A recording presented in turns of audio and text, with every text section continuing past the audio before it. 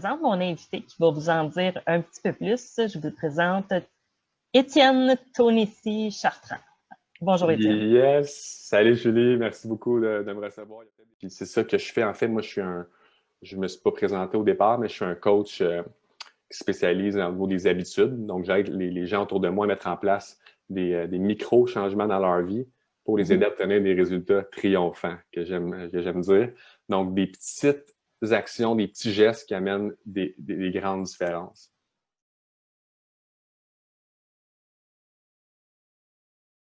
Oui, c'est ça, parce que c'est vraiment, on pense que des fois, on pense que ça prend des gros efforts pour avoir des gros résultats, mais non, c'est la somme des petits gestes qu'on fait à chaque jour. C'est ça qui est important, puis c'est de se concentrer sur qu'est-ce que nous, on contrôle. Parce qu'il y a beaucoup de choses qu'on ne contrôle pas, c'est ça la vie, tu sais, il y a un facteur aléatoire puis un facteur qu'on ne peut pas changer, mais nous, on contrôle ce qui a rapport à nous, qu'est-ce qu'on pense puis qu'est-ce qu'on fait. Fait qu'il faut mettre notre attention puis nos efforts là-dessus. C'est là que ça va être payant pour nous pour passer au travers d'un moment difficile.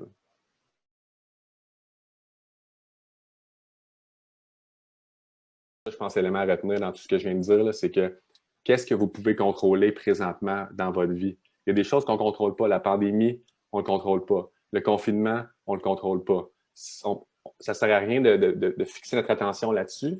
Ça ne va absolument rien changer. On ne contrôle pas ça.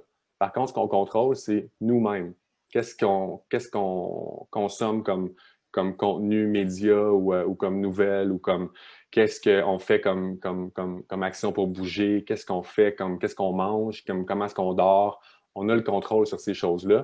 Donc, dans une situation critique, où est-ce qu'on a l'impression d'avoir perdu espoir, puis qu'on sent qu'on est comme en crise, c'est de se recentrer sur qu'est-ce que je peux contrôler, qu'est-ce que je peux faire comme petite action maintenant pour m'aider à progresser un petit peu.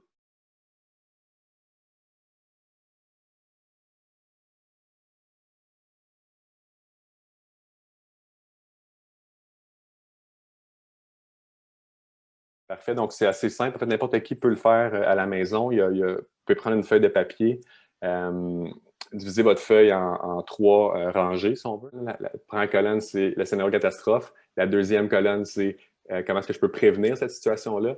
Et la troisième, c'est comment est-ce que je peux la réparer si jamais la situation qui m'effraie arrive, en fait. Le scénario catastrophe, comment je peux le réparer. Prenez un bon 10 minutes pour vraiment, comme tous les trucs les plus farfelus qui vous viennent à l'esprit, qui pourraient survenir si vous faites cette chose-là qui vous fait peur. Puis remplissez la colonne ensuite de ça, prévenir et réparer. Alors, moi, c'est ce qui m'a permis, en fait, de regagner confiance, si on veut, hein, parce que tu parles d'espoir, Julie, avec ton mouvement, puis l'espoir, c'est quoi? C'est le fait d'attendre, si on veut, quelque chose, mais avec confiance. Hein? C'est ça, l'espoir, on attend, mais on a confiance. Puis l'exercice que je viens de partager brièvement, c'est un exercice qui m'a redonné confiance parce que j'ai pensé à tous les scénarios possibles qui pouvaient se passer.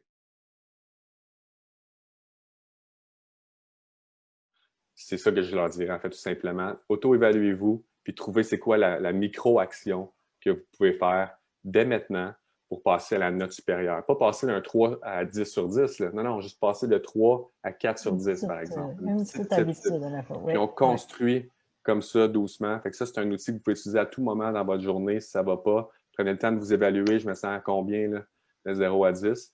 Puis qu'est-ce que je peux faire maintenant pour changer ma note, pour l'améliorer un petit peu. Ça pourrait être grandement vous être utile. C'est un outil que j'utilise beaucoup dans mes coachings. Donc, j'espère que ça vous apporte de la valeur. En tout cas, moi, je le fais de temps en temps quand j'en ai besoin. Là, puis ça m'aide.